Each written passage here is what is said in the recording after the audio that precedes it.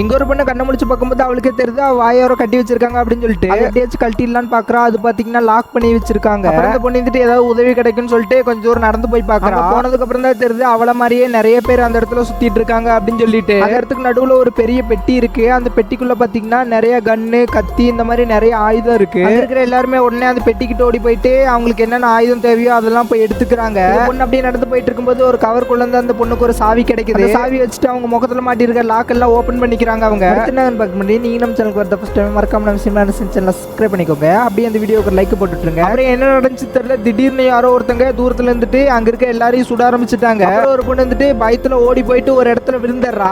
இவர் வந்துட்டு அந்த பொண்ணை காப்பாத்தலான்ட்டு போறான். அந்த பொண்ணு பாத்தீங்கன்னா ஒரு பள்ளத்துல கம்பி எல்லாம் கிடக்குது, அதுல போய் விழுந்துடுறா. அப்புறம் இவர் வந்துட்டு அந்த பொண்ணை காப்பாத்தலாம்னு சொல்லிட்டு எழுப்பி கூட்டு போறான். இங்க இருந்துட்டு தப்பிக்கலாம் நடந்து போயிட்டு இருக்காங்க. அப்ப பாத்தீங்கன்னா கண்ணி வெடி அங்க இருக்கிறது கூட தெரியாம காலை வச்சிடறான். இவர் வந்துட்டு என்னங்க அந்த இடத்துல வெடிச்சு சதுரிட்டான். Friends bye bye.